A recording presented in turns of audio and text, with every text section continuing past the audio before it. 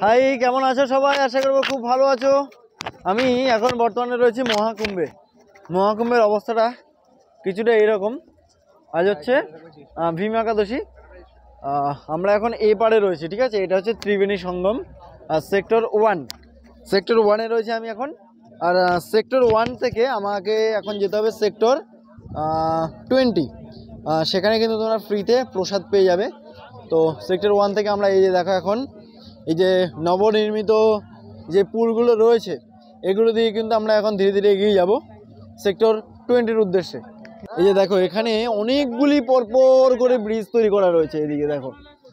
আর আর ঠিক এই ব্রিজটা আমরা পার করেই যাব ফ্রি প্রসাদ গ্রহণ করতে সেক্টর 1-এ এবং সেক্টর 20। এই দুটি জায়গায় কিন্তু ফ্রিতে প্রসাদ দেয়। আর কোথায় কি থাকতে পারবে সব কিছুই তুলে ধরবো এই ভিডিওর মাধ্যমে তোমাদেরকে। চলো এগিয়ে যাই। আর স্নান টান সম্পূর্ণ করলাম, সেটা তোমরা এর আগের পর্বে তোমরা দেখেছো। যাই হোক, চলো এগিয়ে যাই। এই যে ফাইনালি এখন আমরা অতিক্রম করছি গঙ্গা নদী।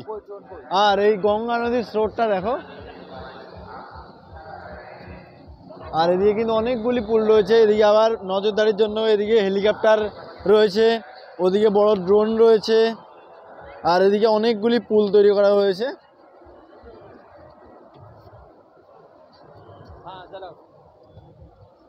এদিকটা দেখো।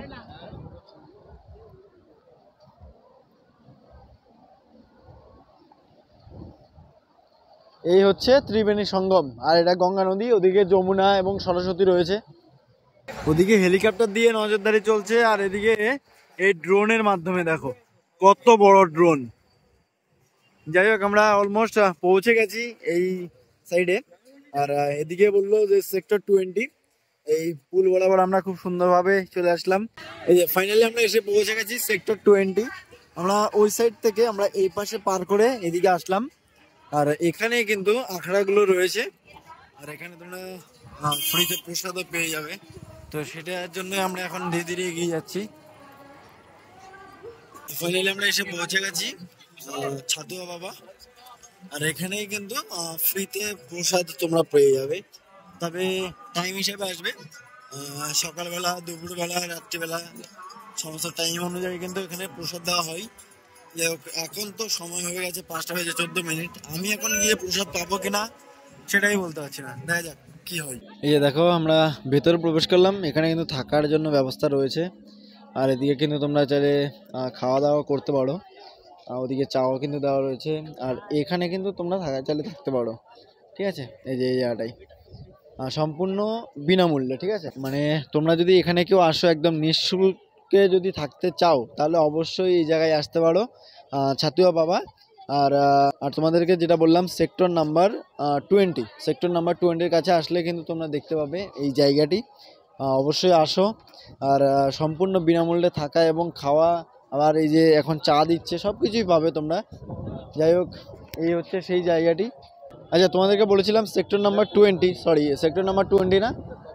এই দেখো সেক্টর নাম্বার 21, এখানে কিন্তু লেখাই রয়েছে। আর এই হচ্ছে ছাতুয়া বাবার এরিয়াটি, অনেক বড় এরিয়া।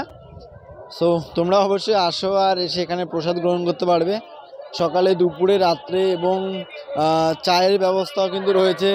একটু লাইনে দাঁড়াতে হবে। আর রাত 8টা থেকে কিন্তু রাতের খাবারটা দেওয়া হয়।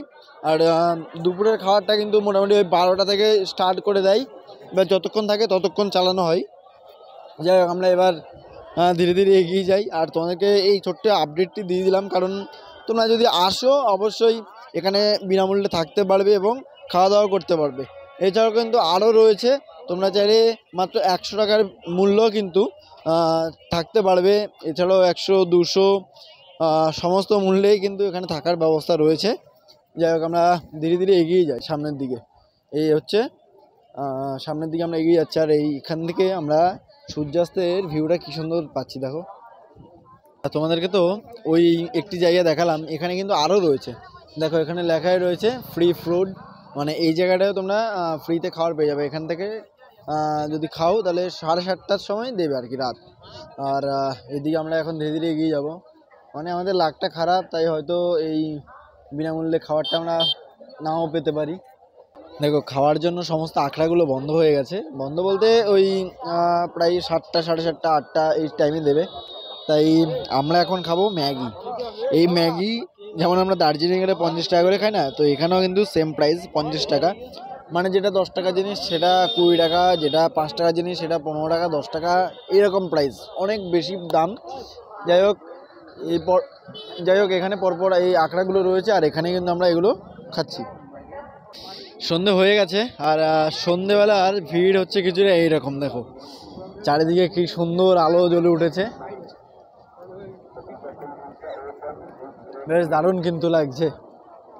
আর এদিকে কিন্তু এই পুলগুলো সব বন্ধ করে দিল যাওয়ার জন্য। এখন কিন্তু এই 9 নম্বর ব্রিজটি খুলে গেছে, আর এগুলো বন্ধ রয়েছে। তো একবার এক ব্রিজ ওপেন করে দেওয়া হয় যাতে এই ভিড়টাকে সামলানো যায়। আর এখন আমরা এই 9 নম্বর বরাবর আবারও এগিয়ে যাচ্ছি, আর পুরোটাই কিন্তু বেশ লাইটিং করা রয়েছে। এটা হচ্ছে গঙ্গা নদী। দেখো লোক দেখো একবার, এই যে আমরা যে ব্রিজ বরাবর এগিয়ে যাচ্ছি, লোক দেখো, আর এদিকের এই ব্রিজটা দেখো কি দারুণ লাগছে। এই দেখো আমরা এখন বর্তমানে এই পাড়ে চলে আসলাম, আর এই পাড়াও কিন্তু বেশ দারুণ ভিড় রয়েছে। এই দেখো, যাই হোক আমরা এখন স্টেশনের উদ্দেশ্যে এগিয়ে যাবো। তবে আমাদেরকে কিন্তু পুরো রাস্তাটায় হয়তো পায়ে হেঁটে যেতে হবে, জানি না কিছু পাবো কিনা, বাট এখন আপাতত আমরা হেঁটে যাচ্ছি। এই সন্ধ্যের সময়ের ভিড়টা শুধু একবার দেখো। এখন এই মেলায় আসার লোকটা দেখো একবার, ঠিক আছে? যাওয়ার লোকের থেকে আসার লোকের সংখ্যা অনেক বেশি। হয়তো তোমরা বুঝতে পারছো না এখানে ভিড় সংখ্যা কত, কিন্তু সত্যি বলতে প্রচুর, কোটি কোটি লোক বললেই চলে। কারণ একবার দেখো ভিড়টা দেখো, রাস্তাটা কতটা চওড়া রাস্তা, তাই এই লেভেলের ভিড়। স্টেশনের দিকে যাওয়ার সময় আমরা এখানে অযোধ্যার রাম মন্দির দেখতে পাচ্ছি, এই দেখো। আর এদিকে নাগরদোলনাগুলো দেখো। তো ফাইনালি আমরা বাড়ি যাওয়ার পথে দেখতে পাচ্ছি এখানে নাগরদোলনা রয়েছে, আবার এদিকে অযোধ্যার রাম মন্দিরটাও রয়েছে। যাওয়ার সময় নেই, আমরা এখন স্টেশনে ফিরে যাব। আর এই জায়গাটা দেখো, এটা হচ্ছে রামবাগ রেল স্টেশন রয়েছে ঠিক একটু সামনে।